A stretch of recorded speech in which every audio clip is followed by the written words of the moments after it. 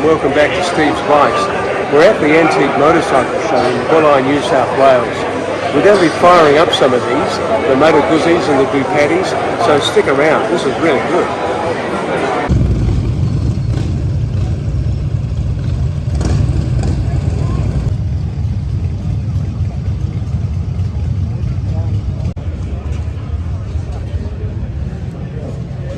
But for many years, BMW actually had to pay royalties to Douglas for that design.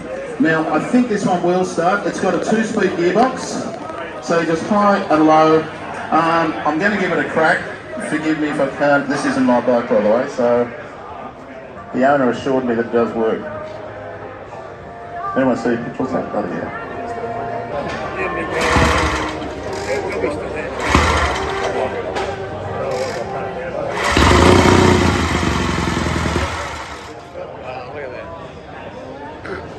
It's always a challenge when it's a machine you're not 100% familiar with as to just how much throttle, how much choke, how much advanced retard. There's no computer working all this stuff.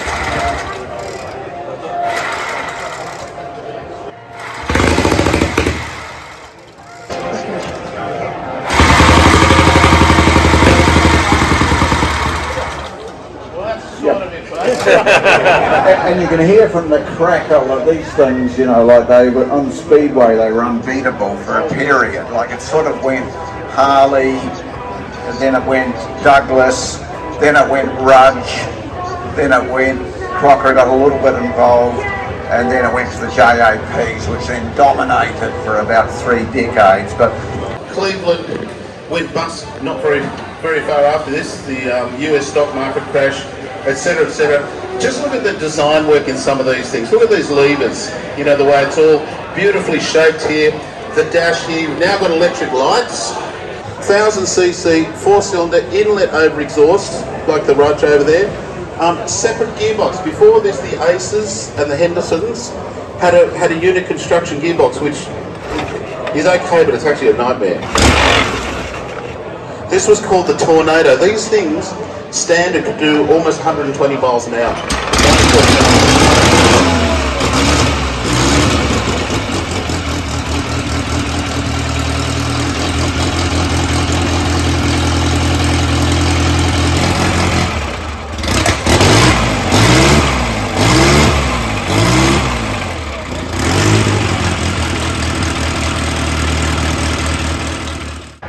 I think it's just a great example of the Art Deco period that's just round the corner. So suddenly we've gone from Rudges that were painted black or dark green, Harleys were olive green, very sedate colours, and then all of a sudden the designers realised that to make stuff sell, because we're going from a motorcycle as everyday transport to motorcycles are a luxury sports item, and we've got to make them look good.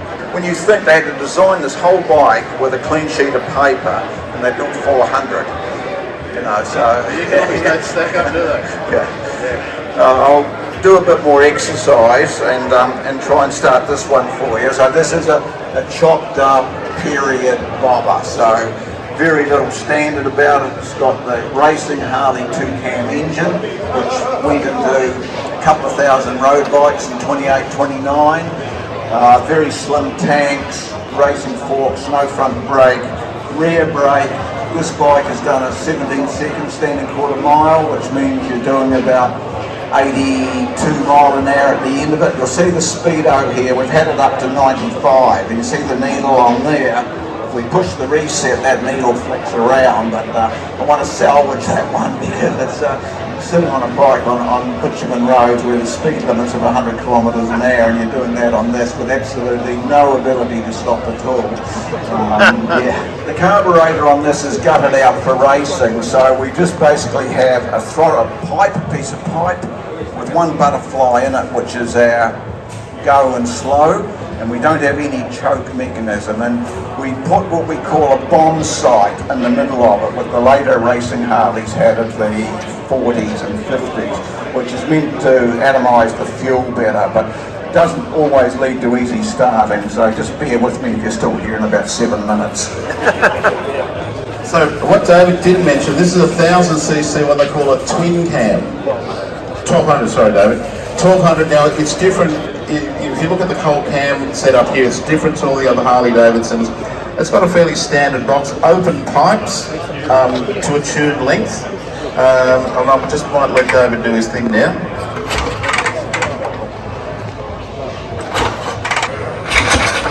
Oh, almost. Now you'll see it's got the inlet over exhaust set up as well. You can see the overhead valve inlets and the side valve exhaust.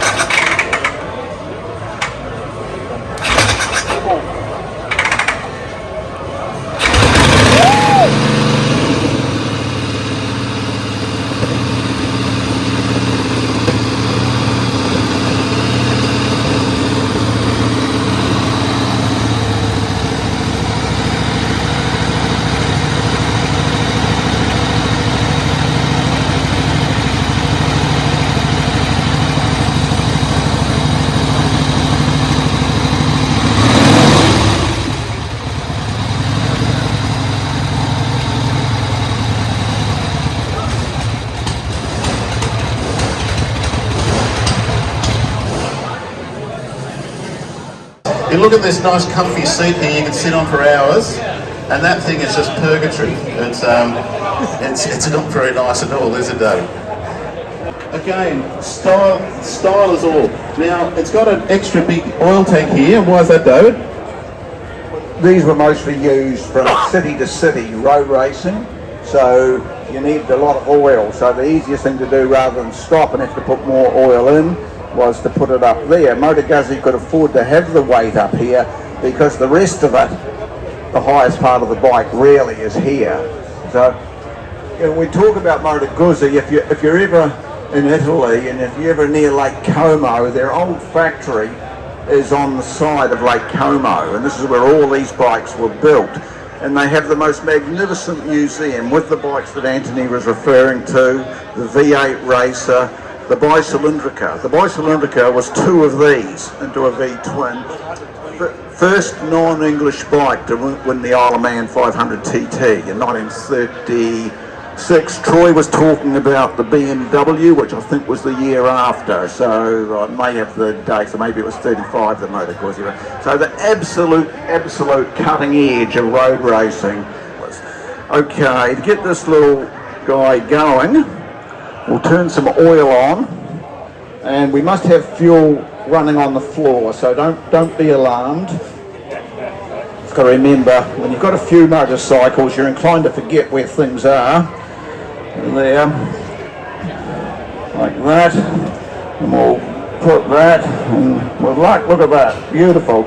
So, considering that most road racers smoked, and there would be, you'd be doing all this and you'd have a cigarette hanging out your mouth at the same time, which probably is slightly concerning, but okay, Anthony, if you take that.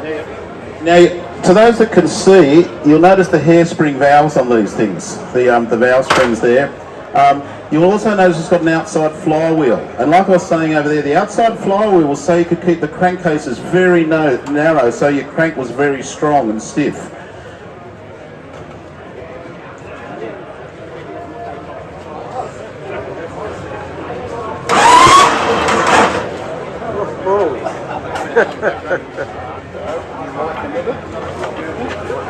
This will take off.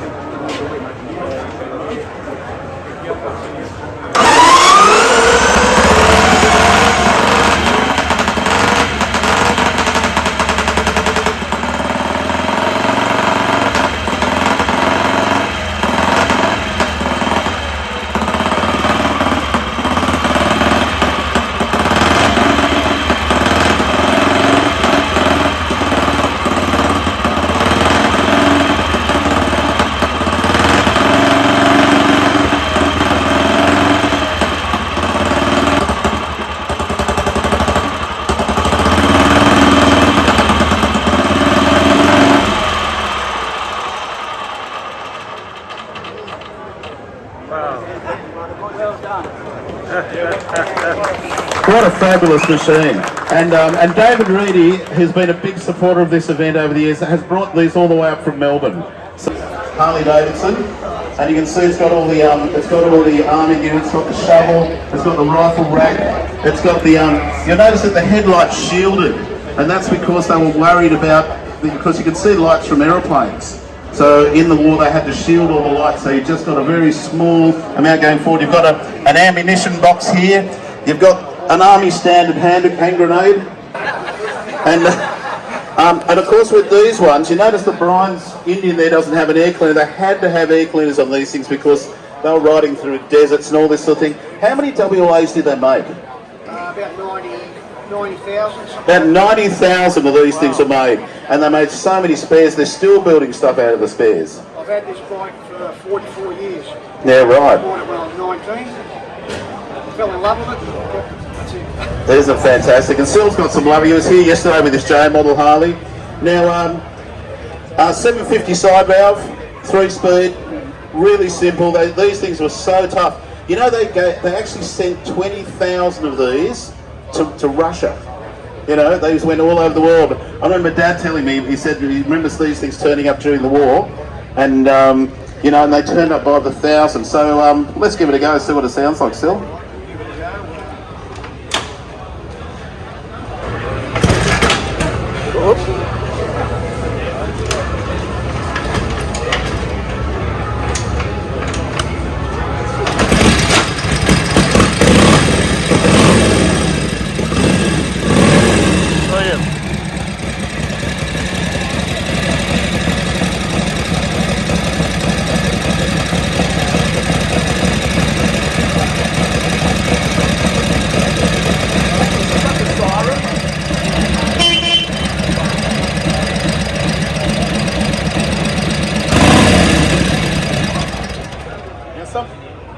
Something else this does have is it's got a thing that if you would need a siren, you kick it onto your back wheel, and you got a siren. I've heard Sil do it a number of times. Normally we're going to go with the M5 tunnel.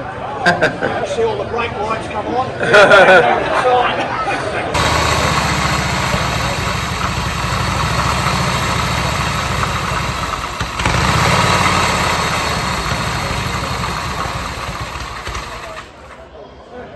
Yeah, it has that. Now, do you reckon we can pull these cylinders starting up the WA? And they were, well, what are we going to do? And so they started making motorbikes. And if you look at the lines of this thing, look how beautifully, like, everything sort of flows into each other. Like, you know, this is a motorbike made by artists, and it was, you know, you look at the lovely castings and the lines. See how the two frames lines just go down like this. You can't see any ugly springs. The seat spring cantilevers underneath the petrol tank. The toolbox is tucked under the seat there. Even the brake cable goes down the middle of the forks because they didn't like the idea of ugly cables sort of hanging around. This thing, have a look at this. Moto B. That is a 4-stroke engine. Same thing. There's no ugly sort of extraneous parts. It's all stylized. So it's 2 cylinders facing forward. Incredibly beautiful motorcycle. You just look at the shapes of the tanks and all that sort of thing. You know, this is what the Italians just do so well. This is a rare gem, a Moto Pravilla.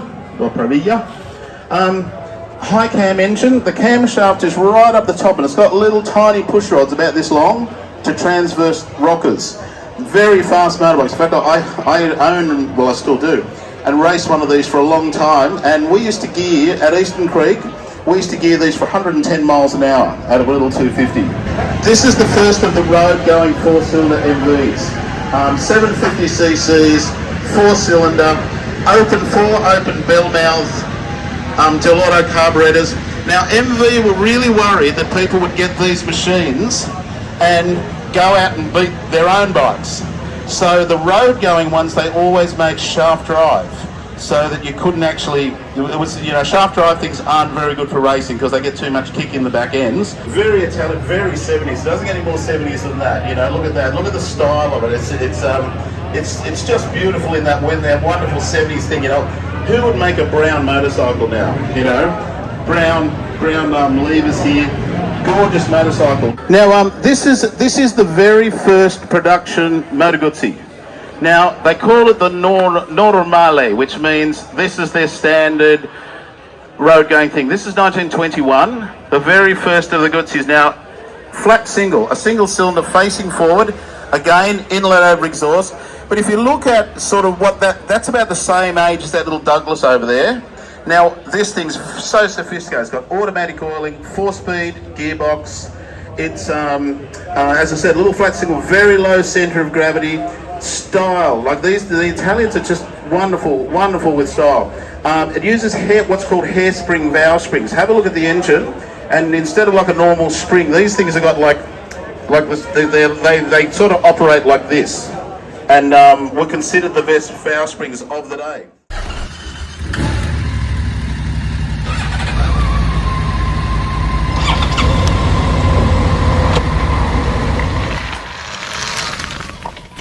Subscribe now and let's ride.